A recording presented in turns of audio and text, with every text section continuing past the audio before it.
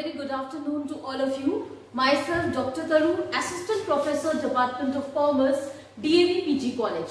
Today I am here with my new lecture for my BCom 6th semester students, that is with the motor insurance policies and the various types of miscellaneous insurance. That means वाहन बीमा की कितने तरीके की policy होती है और apart from that motor insurance और कितने तरीके के miscellaneous insurance हो सकते हैं. Okay, so quickly we will summarize that in the yesterday's lecture we have dealt with what is motor insurance, what is its importance and what is its principle. Today we are dealing with what are the different types of the motor insurance policies. Okay. Motor insurance is what? Motor insurance has got a recent momentum. In the olden days, the persons who were killed and injured due to the negligence of motorists, they could not attain or refrain the financial assistance neither to them nor to the legal heirs because there was no such insurance that came into existence. So in order to mitigate that such financial hardship caused to persons, Motor Insurance Act 1939 amended from time to time and made mandatory the insurance for the motorist for the risk of liability to the third parties. This insurance includes all the private cars, commercial vehicles and all types of motorcycles, scooters and autocycles. Okay, this was कि हम वाहन बीमा किसको कहते हैं. वाहन बीमा मतलब एक ऐसा एग्रीमेंट इंश्योर्ड और इंश्योरर के बीच में जहां पे यदि किसी व्हीकल से किसी भी तरीके का डैमेज, डिस्ट्रक्शन, लॉस उस इंश्योर्ड के व्हीकल को या थर्ड पार्टी को किसी भी तरीके की इंजरी आई, डेथ हुआ, डैमेज हुआ, डिस्ट्रक्शन हुआ तो पूरा का पूरा कंपेंसेशन मोटर इंश्योरेंस देती है. ठीक है. So this is the motor insurance. Now, what are the different types of policies in motor insurance? किस तरह की अलग अलग तरीके की पॉलिसी वाहन बीमा के अंतर्गत होती है? Number one, that is the act policy. Okay. What is this act policy in the motor insurance? The act policy is that policy which covers all the requirement of Motor Insurance Act 1939, and this policy says that it is mandatory, it is a compulsory insurance for all the motorists. एक ऐसा compulsory insurance इसमें होता है motorist के लिए जहां पे किसी भी तरीके का कोई भी डिस्ट्रक्शन हो, डैमेज हो, थर्ड पार्टी को किसी भी तरीके का डैमेज हो तो ये मोटर इंश्योरेंस उनको कंपेंसेट करता है. That means it is a compulsory insurance for the use of motor vehicles at the public place. ठीक है. This act policy says that why it is known as the act policy because it fulfils all the requirements of the motor insurance act 1939 and it's a compulsory insurance and it what is that liability says that it is compulsory for making the liability for the use of the motor vehicles at all public place. And this act policy, this is limited to bodily injuries or death of the third party. किसी तरह का destruction हो गया, damage हो गया, ठीक है, vehicle से, ठीक है, आपको किसी तरह की डेथ हो गई थर्ड पार्टी की, किसी भी तरीके का डैमेज और डिस्ट्रक्शन यदि हो गया तो इस तरह का एक्ट पॉलिसी हम यूज कर सकते हैं. और इस एक्ट पॉलिसी को हम कहते हैं दैट्स अ कंपल्सरी इंश्योरेंस. मतलब इस एक्ट पॉलिसी को अगर हम ले रहे हैं दैट्स अ कंपल्सरी, ये सबके लिए कंपल्सरी होता है. अब इसकी लिमिट्स क्या क्या होती हैं? यदि आप किसी भी तरीके का गुड्स व्हीकल ले रहे हैं तो वहां पे द लिमिट इज 50,000 रुपीज. अगर आप पैसेंजर व्हीकल ले रहे हैं तो वहां पे भी अलग अलग पैसेंजर के हिसाब से आपकी लिमिट है. लेकिन जैसे आपकी if the vehicle is carrying more than if the vehicle is carrying registered for 30 passengers, the limit is 50,000 rupees. And if the vehicle is carrying 30 to 60 passengers, the limit is 75,000 rupees. And if the passenger is registered for carrying more than 60 passengers, the limit is 1 lakh rupees. And when we are talking about the private car, that is a 10,000 rupees per passenger who is traveling in that car if that car owner has taken the motor insurance. Okay, this is the act policy. क्योंकि ये motor insurance act के अंतर्गत होती है और ये सारी requirements motor insurance act की फुलफिल करती है, इसीलिए हम इस पॉलिसी को कहते हैं एक्ट पॉलिसी। दूसरी तरह की पॉलिसी जो होती है that's a third party policy. Third party policy क्या होती है? Third party policy that fulfils the requirements and that reduces the liability of the third party in connection with the damage, destruction and any type of personal injury and death of the third party। मतलब ये क्या था?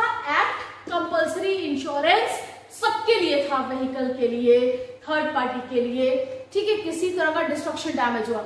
लेकिन जो third party policy लेंगे वो basically खाली limited किसके लिए होती है? थर्ड पार्टी को किसी तरह का भी लॉस ना हो, इसके लिए हम लेते हैं third party insurance या third party policy. That means it is that it reduces the liability in connection with the damage and destruction, personal injury, death that is related to the third party. और ये क्या क्या cover करता है? ये cover करता है goods vehicle, passenger, motor car, ठीक है। और अगर आप ज्यादा प्रीमियम देते हैं तो ये कभी कभी फायर इंश्योरेंस और थेफ्ट जैसी भी चीजें इस पॉलिसी के अंतर्गत आप कवर कर सकते हैं। The next is the comprehensive. Comprehensive मतलब जो सारी चीजों को लेके चलता है, मतलब जिसमें आप एक्ट पॉलिसी को भी जोड़ सकते हैं और साथ ही थर्ड पार्टी पॉलिसी को भी जोड़ सकते हैं। तो इस टाइप ऑफ पॉलिसी को हम कहते हैं comprehensive. What does it meant for? It is meant for damages related to repair, ठीक है, repair charges, medical expenses, third party liability, cost and expense incurred with risk, ठीक है, repairable charges for repairs, removal charges for repair, ठीक है। इन सारी तरीके की policy को हम कहते हैं comprehensive policy.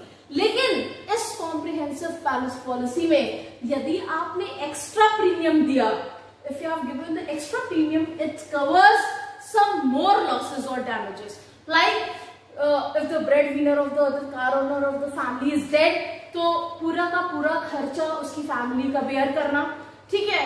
then the risk related to riot, strike, explosion, theft, ठीक है। फिर इस तरह से बहुत सारी यदि आप एक्स्ट्रा प्रीमियम पे करेंगे तो इस कॉम्प्रिहेंसिव पॉलिसी के अंतर्गत आप इन एक्स्ट्रा रिस्क को भी कवर कर सकते हैं। But for that extra risk definitely you have to pay some extra premium, ठीक है। So these are the 3 type of policy under the motor insurance. Number 1 act policy, number 2 third party policy, and number 3 is the comprehensive policy. Okay, now we will move that what are the rest different types of miscellaneous insurance, और कितने तरीके के apart from motor insurance we have done with what is motor insurance, what is its importance, what is its principle, what is its policies, act policy, third party policy, comprehensive policy, everything that was related to motor insurance. That is because that is also one segment of the miscellaneous insurance. Today we are going to do with the rest another type of insurance, miscellaneous insurance, that is burglary, cattle, crop and health insurance. Number 1 बात करेंगे हम लोग burglary insurance के बारे में। burglary insurance क्या होता है? जिसको हम हिंदी में कहते हैं चोरी बीमा, ठीक है। बर्गलरी इंश्योरेंस, दैट्स इंश्योरेंस कि अगर आपको everyone is worried about the valuable belongings in my home, if we are going to some holiday, if you are visiting to some relative, and if I have my business premises, definitely I am worried about the stock and furniture and the goods that is in the business, कि कहीं वो चोरी ना हो जाए, कहीं उसमें कोई आग न लग जाए, ठीक है, किसी तरह का लॉस ना हो जाए। तो यदि if we are worried and जो बिजनेसमैन होता है, जो उसका बिजनेस प्रेमाइसेस होता है और वहां पे जो स्टॉक और गुड्स होते हैं, he is sleeping with sleepless nights. क्यों? क्योंकि उसको टेंशन होती है कि जो फर्नीचर और गुड्स उसने अपने प्रेमाइसेस में स्टॉक करके रखा है, कहीं वो चोरी ना हो जाए, ठीक है। तो इसलिए बर्गलरी इंश्योरेंस की हमको जरूरत पड़ती है, इसलिए चोरी बीमा की हमको जरूरत पड़ती है, ताकि जो भी मेरे गुड स्टॉक में है वो चोरी न हो सके। If you are really worried, then definitely we are thinking of the burglary insurance. Okay, now what is burglary insurance? Burglary insurance is an insurance or agreement between the insured and insurer whereby the insurer compensates the loss regarding the financial loss due to burglary or house threatening, ठीक है। क्योंकि आपको किसी भी तरीके का, यदि आपका वैल्यूएबल आइटम चोरी हो गया, कोई लॉस हो गया, कोई डैमेज हो गया आपके स्टॉक पे, आपके गुड को, या अटेम्प्ट ऑफ बर्गलरी हो गई, तो उसके लिए आवश्यक है कि आप बर्गलरी इंश्योरेंस ले। सो बर्गलरी इंश्योरेंस क्या क्या चीजें डील करता है? That deals with the cash, the jewellery that is kept in the specified lock cupboards, then the demand for the attempted burglary, या फिर if you are having some business premises, so what are the stock and goods at your business premises? So that is also, if you are having all this, definitely you have to take the burglary insurance, ताकि यदि आपका कोई भी valuable item कल को चोरी हुआ और आपने अगर बर्गलरी इंश्योरेंस को ले रखा है, तो definitely the insurance company is going to pay for your damage, going to pay for your compensation of that valuable item. So this is the one miscellaneous insurance, that's a burglary insurance. Next is the cattle insurance, जिसको हम कहते हैं पशु बीमा. That is mainly the main, cattle insurance is what? Cattle insurance is done, that's an agreement between the insured and insurer just to protect the Indian rural backward people because of the damage or death of their cattle.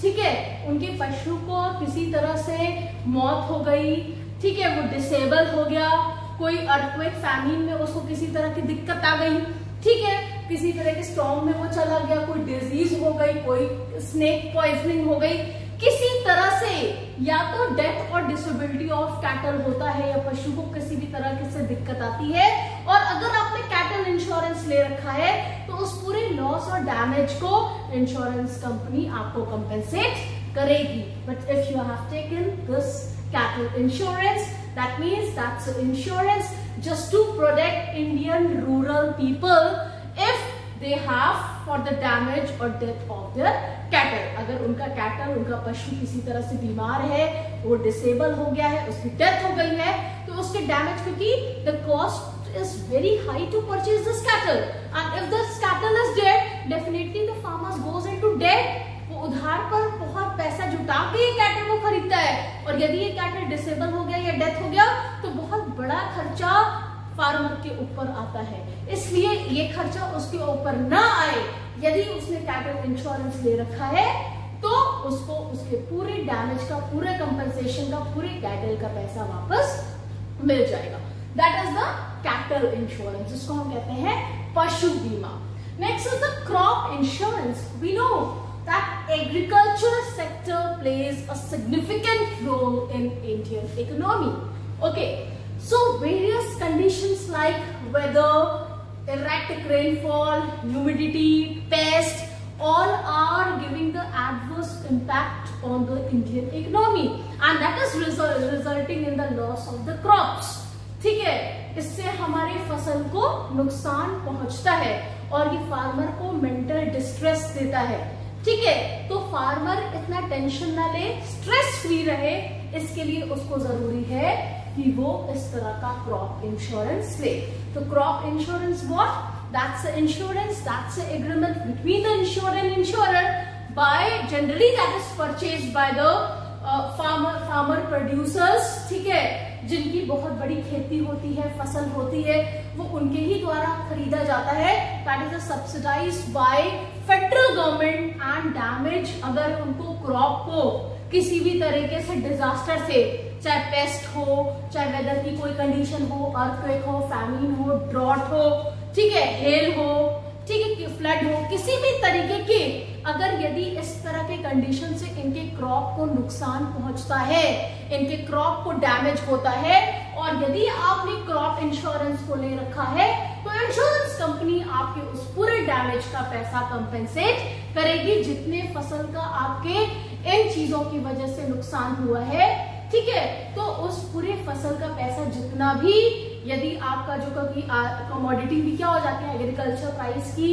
जो price होता है फसल का, वो भी down हो जाता है, दैट ऑल्सो गोज डाउन। तो उन सारी चीजों को कंपेंसेट करने के लिए आपका होता है crop insurance for any damage and disaster और in the crop because of some erratic rainfall, the pest attacks, ठीक है, the earthquake, the famine, the flood, the disaster, इन सारी चीजों के वजह से यदि आपके फसल को किसी तरह का नुकसान होता है तो insurance company is going to compensate that. और इसी तरह के इंश्योरेंस को हम कहते हैं क्रॉप इंश्योरेंस या फसल बीमा। Last in the miscellaneous insurance in your unit is the health insurance, जिसको हम कहते हैं स्वास्थ्य बीमा। That is very, very necessary in the today's competitive globalized era. Health insurance is very, very necessary. क्यों necessary? क्योंकि हेल्थ इंश्योरेंस एक ऐसा इंश्योरेंस होता है जो आपके पूरे मेडिकल सर्जिकल ऑपरेशन के खर्चे को बेयर करता है।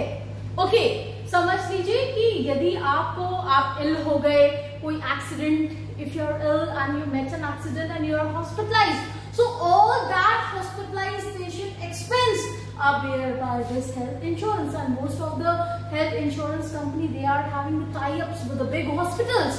और मान लीजिए अगर टाई अप नहीं भी है आप किसी हॉस्पिटल में, लेकिन आपने अगर हेल्थ इंश्योरेंस को ले रखा है तो वो पूरा पैसा आपका इंश्योरेंस कंपनी रियम्बर्स करेगी।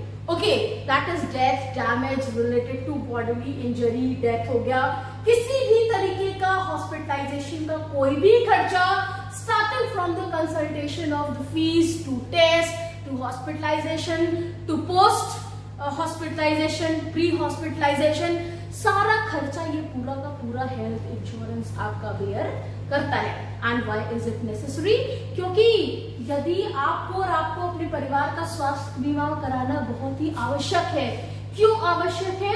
क्योंकि आप अगर कोई बड़ी बीमारी से ग्रसित हो गए, if you are having any disease, तो क्या होगा, जो बड़े बड़े हॉस्पिटल है वो आपके पूरे पॉकेट में होल कर देंगे and you are just going to refrain, ठीक है, you are going to derail, that is all going to derail your finance, ठीक है। तो इन सारी चीजों से बचने के लिए एक छोटा सा अमाउंट का प्रीमियम, स्टैंडर्डाइज्ड प्रीमियम आपको हर महीने देना है, और इस प्रीमियम से आप किसी भी तरीके का कोई भी इलाज, कोई भी हॉस्पिटलाइजेशन का खर्चा किसी भी इंडिया के ऑल ओवर हॉस्पिटल में आपका ये पूरा हेल्थ इंश्योरेंस बेयर करता है।